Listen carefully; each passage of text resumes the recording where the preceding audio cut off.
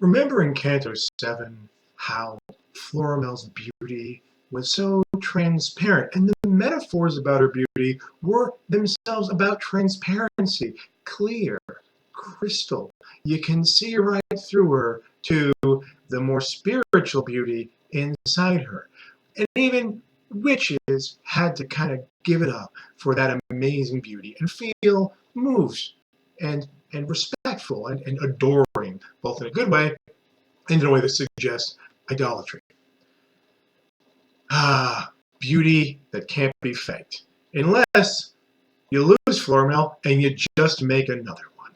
You just make, in Canto 8, the witch, having realized that killing the runaway Florimel will not make her son's crush on Florimel better, but make him more upset if she's dead, makes him another Florimel. Makes him essentially a robot, a demonic robot.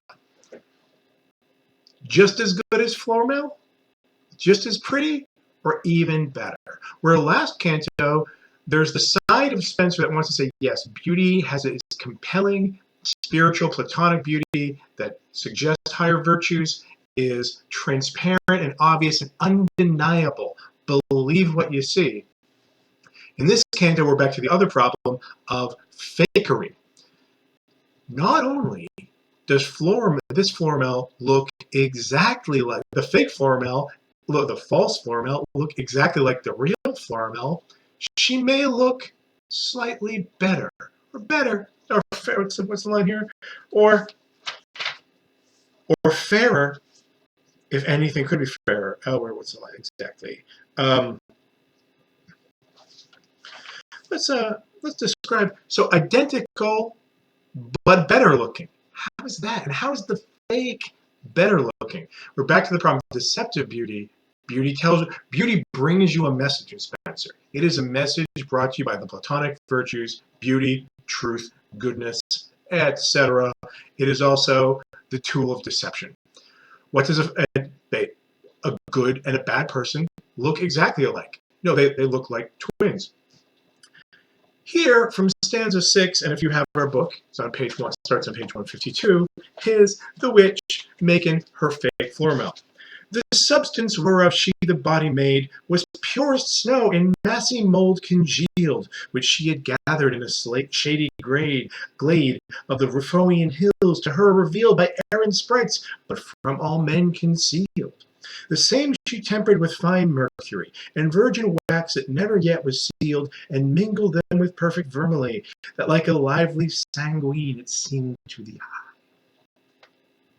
Instead of eyes, 2 burning lamps she set, in silver sockets, shining like the skies, and a quick-moving spirit did erect to stir and roll them like to women's eyes. Instead of yellow locks she did devise with golden wire to weave her curled head, yet golden wire was not so yellow thrice as Florimel's fair hair, and in the stead of life she put a sprite to rule the carcass dead. A wicked sprite, affraught with fawning guile, and fair resemblance above all the rest, which with the prince of darkness fell somewhat from heaven's bliss and everlasting rest. Him needed not instruct which way were best, himself to flash, and like his Florimel, know how to speak, nor how to use his jest, for he in counterfeasance did excel, in all the wiles of women's wits knew passing well. And the next line says, him shaped thus, she decked in garments gay, which Florimel had left behind her late, that whoso then her saw would surely say it was herself whom it did imitate, or fairer than herself, if aught Algate might fairer be. Fairer, better than the real thing, more beautiful than the real thing. Okay, so our snow robot, the false Florimel is a snow robot, a snowbot.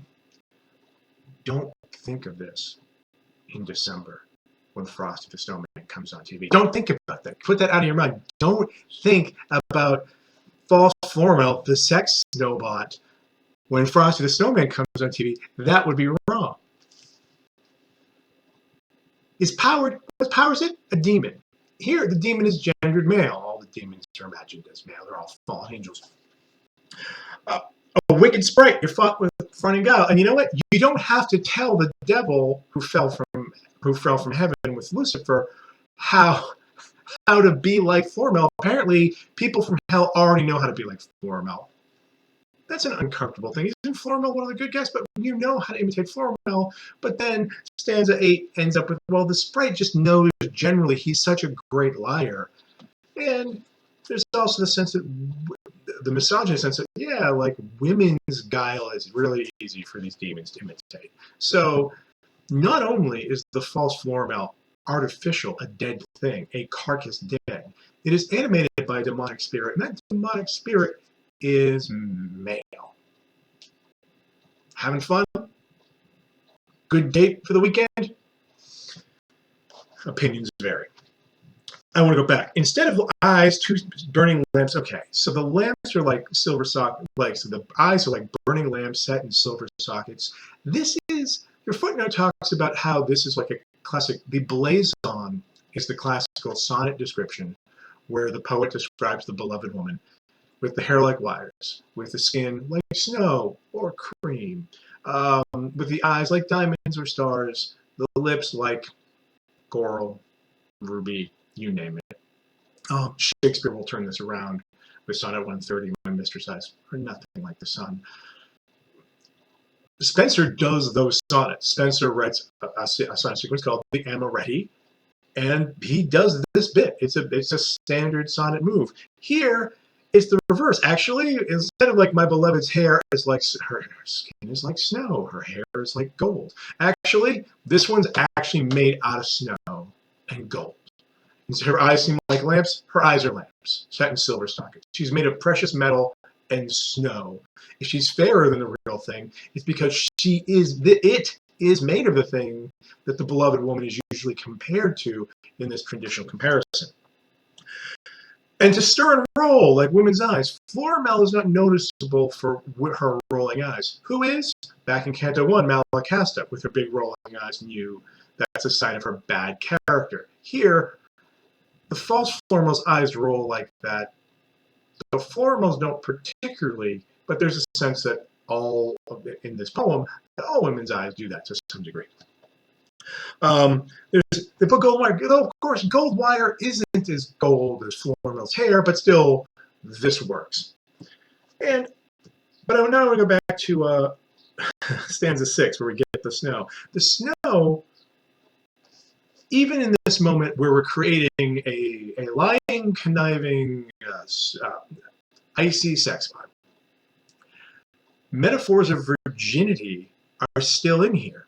First of all, we have it's from the purest snow, okay? Like her skin's clear, so we're gonna get snow. The purest snow where?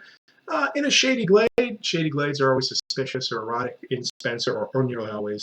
From the Riphaean hills, often like in Ukraine, to her revealed by Aaron's sprites, but from all men concealed. Snow, where pure snow, that no man has ever seen. We're back to like her flesh that no man has ever seen. There are ways in this snow is appropriate to if you want to fake Florimel, you actually need virginal objects. Even though you're going to fill it up with a demon, and it's all done for false pretenses. And then the same she tempered with fine mercury. The chemical mercury was important in alchemy. Mercury is the messenger of the gods. Mercury is also famously changeable. That's why it's traditionally used in thermometers, because it responds so quickly to changes in temperatures. It is volatile and mobile. The chemical mercury is a metaphor for changeableness, volatility, that mutability that we talked about in the Garden of Adonis passage in Canto 6. And virgin wax that was never sealed. Not just wax, but virgin wax. It's never sealed. You used to seal letters. Your privacy that's known to temper your letter, you take hot wax and you press it, you use it to seal up an envelope, and you press something into a seal, like with your ring or whatever, and you just say, this is for me, and no one's opened it yet.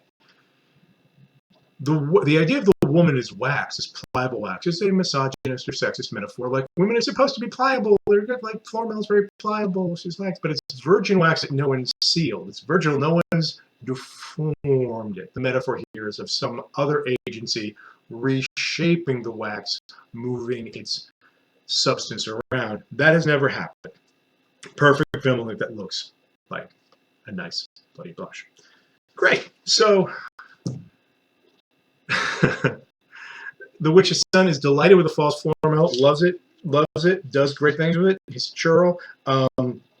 It's called in stanza 11 his idol fair, right on the nose. Like, yes, he's got an animate object that he's worshiping. Idolatry, an important sin in all of the Abrahamic religions. You're not supposed to worship images as gods. And the fact that they have a demonic spirit in them doesn't make them better. See, if you're just worshiping a statue and you're talking to a piece of wood, that's maybe not a good look for you.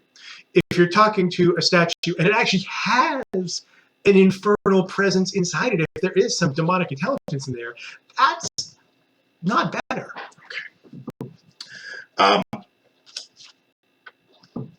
He quickly gets Florimel taken from. Plot happens very quickly. In comes a recurring character, Braggadocio, with his sidekick Trumpart.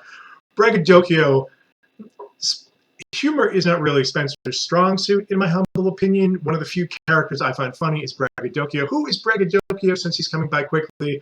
Braggadocio is a cowardly liar who likes to pretend he's a knight. He steals Gaian's horse, he steals other people's weapons and armor, and he boasts and he threatens.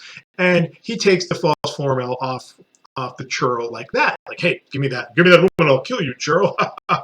The word braggadocio has entered the English language. I checked this morning on the Oxford English Dictionary to say when it was first used, and all their first uses are actually later than this one. So probably the name of this character introduces the word braggadocio into the English language. Thank you, Ed. Thank you.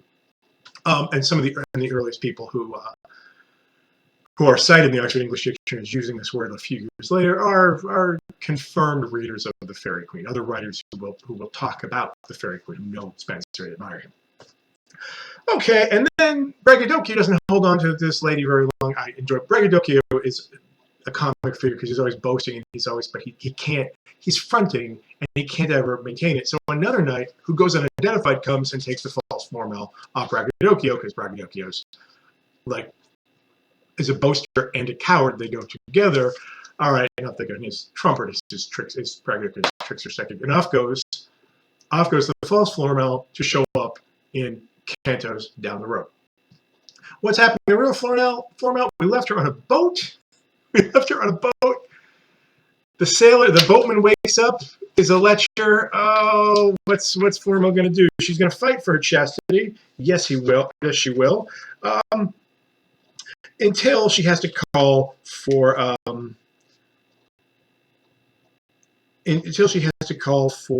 help, and she gets help from a maritime god named Proteus, a sea god who is changeable. Line 33. Herself not saved yet from danger dread, she thought, but changed from one to other fear, like as a fearful partridge that has fled from the sharp hawk, which her attached near, and falls to ground to seek for succor there, whereas the hungry spaniel she does spy, with greedy jaws her ready for to tear. In such distress and sad perplexity was Florimel, when Proteus did see her by. Look how, this is how Spencer's narration works. She's like, oh God, there's this complicated simile. She's like a partridge, who's like fleeing from a hawk, lands on the ground to get away from the hawk, and there it's a hunting dog. Oh my God, it gets worse and worse. I ran from this monstrous semi-hyena onto this boat, and I'm being attacked by the boatman. I'm like that, and then we set up someone else who will rescue her to get her out of this frying pan into an even hotter fire. Proteus will rescue her from the evil boatman, the lecherous boatman, but then Proteus will attempt to demand her sexual favors himself. 135, some grossness. Her up betwixt his rugged hands he reared, and with his furry lips full softly kissed, while the cold icicles from his rough beard, dropped it down upon her ivory breast. Yet he himself so busily dressed that out of her astonishment he wrought, and out of that same fisher's filthy nest, removing her into his chariot brought, and there were many terms her fair beside. So this while the fisherman is, well, she's being, she's, Proteus, quickly in there, Proteus cast her. Notice there's the icicles on the beard, right? Like Floramel's kind of associated with snow, but here it's not sexy, it's cold, they're icicles. Stanza 37. Proteus takes her to his undersea bower. His bower is in the bottom of the main, under a mighty rock, against which do rave the roaring billows in their proud disdain, that with the angry working of the wave, therein is eaten out a hollow cave, that seems rough mason's hand with engines keen had long while labored it to engrave. There was his one, no living light was seen, same one old nymph, hight Panope, to keep it clean. Little note at the end, he has a little bit of domestic help. We're in an undersea bower again. When have we been in an undersea bower before? In Canto 4. Marinel's mother takes him to her undersea bower, which is described, another description of an undersea bower, much like this stanza, though different in tone because different metaphors are used. Marinel and Florimel are both locked up for the time being. They're both off the playing field for a moment in undersea bowers. That's a coincidence. And it happened exactly 4 cantos apart. Canto 4, Marinel goes to an undersea bower. Canto 8, Florimel, who loves Marinel, goes to an undersea bower herself, where she will be locked up. And now you get both of this should be happy couple under the sea, locked up in various octopus's gardens. And in Florimel's case, Proteus behaves like an octopus. He's all arms. He's grabbing her. His bower is at the bottom of the main, under a mighty rock. But look at the words here: rave, roaring, disdain, angry. The angry working that's eaten out a hollow cave. So here you see that the furious waves have hollowed out this cave. It's not a natural cave. It's created by the fury, the anger of the waves themselves. It looks like a rough mason, not a normal mason, not a smooth mason, a rough mason with engines keen had long labored it to engrave. So the words that surround Proteus's undersea bower make it negative, make it fierce. It's emphasizing anger and rage. It's a scary guy. He brought the sorry Florimel. And now we get the attempt at her virtue. We get to kind of a Ovidian rape culture where the god Proteus, who can change shapes, by the way, is trying to get Florimel to be with him, first playing nice and then getting nasty. And Florimel has to resist in various ways. She's a fraidy cat, but this is the book of chastity, and she sticks by her chastity. From stanza 39. Daily he tempted her with this or that, but never suffered her to be at rest. But evermore she would him refuse it flat, that all his feigned kindness did detest. So firmly she had sealed up her breast. Sometimes he boasted that a god he hight, but she a mortal creature loved best. Then would he make himself a mortal wight. But then she said she loved none but a fairy knight. Then like a fairy knight himself he dressed, for every shape on him he could endue, that like a king he was to her expressed, and offered kingdom unto her in view, to be his leman and his lady true. But when all this he nothing saw prevail, with harder means he cast her to subdue, and with sharp threats he often did assail, so thinking for her to make her stubborn courage quail. And courage is, as it is back in Chaucer, is also synonym still for heart. Okay. First of all, there's a parody of Proteus is the shape-changing god, and she's like, no. She's like, hey, I'm a god. I'm in love with a mortal. Look, I'm a mortal. No, I'm in love with a fairy knight. Look, I'm a fairy knight. What do I get to do? I'll be who you want me to be. This is a kind of parody of a kind of insistent love. Whatever you want to be. Whatever you want me to be, I will be that thing. I can be anything you want me to be. And what she wants, actually, she doesn't say Marinel, so he doesn't dress as Marinel. We don't need a false Florimel and a false Marinel in this poem. But notice, Florimel is being imitated somewhere by a fake. And now she's also imprisoned by someone who's a master of fakery himself. This classical pagan god who's good at changing shapes, and who then, when being what she wants doesn't work because she doesn't want you, Proteus, back off. He goes to force and threats. To dreadful shapes he did himself transform, now like a giant, now like to a fiend, then like a centaur, then like to a storm raging within the waves. Thereby he weaned her will to win unto his wished end. But when with fear nor favor nor with all he else could do, he saw himself esteemed, down in a dungeon deep he let her fall, and threatened there to make her his eternal throne. I'm going to give one more stanza. I'm going to give it up to Florimel and her protection of herself. Eternal thraldom was to her more lief than loss of chastity or change of love. Die had she rather in tormenting grief than any should of falseness her reprove, or looseness that she lightly did remove. Most virtuous virgin, glory be thy meed, and crown of heavenly praise with saints above, where most sweet hymns of this thy famous deed are still amongst them sung, that my fair rhymes exceed. Proteus is a figure of mutability and infinite changeability, the same thing that was celebrated 2 cantos ago in the Garden of Adonis, which is endlessly fertile, where all shapes come, where there's an endless change, and where Adonis himself is kept mortal but endlessly alive because of his constant transformation.